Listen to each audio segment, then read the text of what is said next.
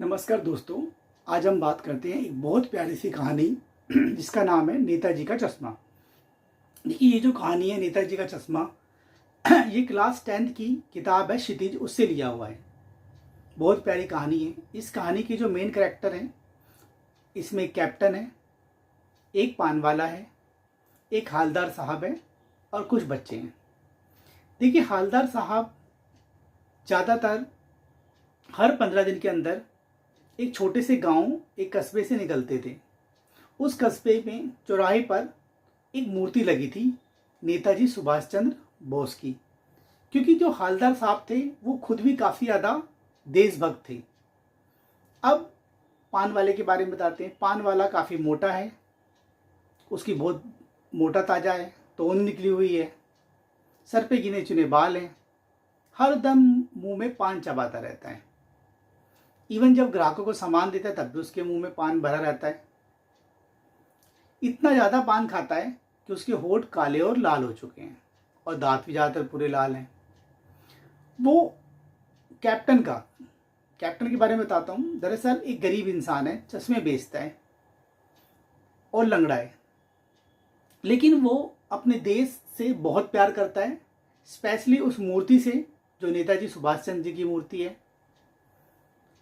जिस कारणवश जब कभी भी उस मूर्ति को बनाया गया था तो उसमें नेताजी का चश्मा नहीं लगाया गया था। और आपको तो पता है, जब कभी भी हम सुभाष चंद्र बोस जी की फ़ोटो देखते हैं तो उनका चश्मा जरूर होता है।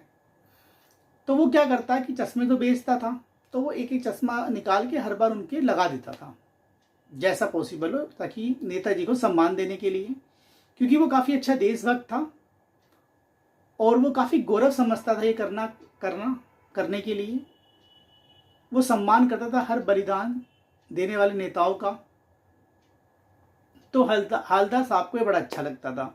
एक दिन हालदार साहब वहाँ से निकले तो उसने पूछा कि ये कौन चश्मा बदलता रहता है, कौन है ये आदमी?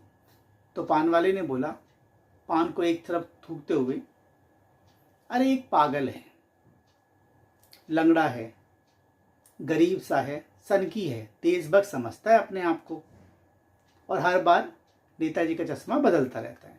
हालदार साहब ने कुछ नहीं कहा, मुस्कुराए और आगे चले गए।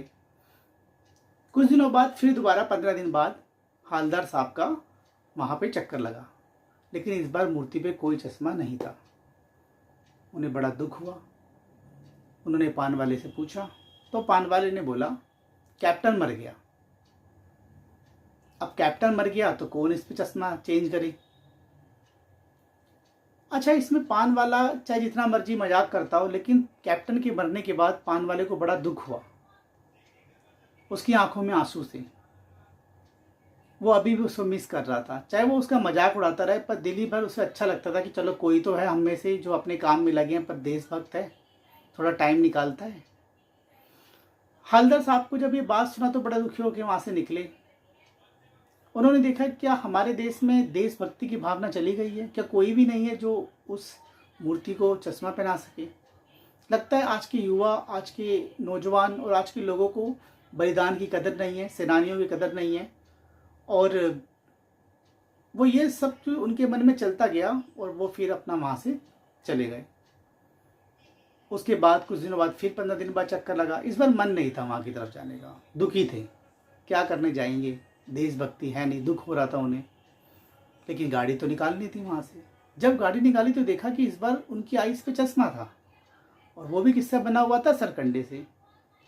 तो उन्होंने फिर पान वालों से पूछा तो पान वाले ने बड़ी सादगी से बताया कि अभी भी देश में देशभक्ति बाकी है। उनकी आंखों पे चश्मा ना था क्योंकि कैप्टन मर चुका था, तो वहाँ पे कुछ गरीब बच्चे डेली उस कैप्टन को देखते थे।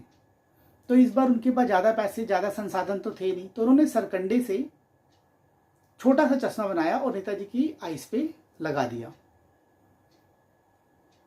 और इस तरीके से उन्होंने कैप्टन की जिम्मेदारी उसके मरने के बाद भी पूरी करी। तो हालदार साहब को बड़ा अच्छा लगा। उन्होंने अपने विचार को बदलना पड़ा कि नहीं, अभी भी देश के अंदर जो यंग युवा हैं उनके अंदर देशभक्ति है।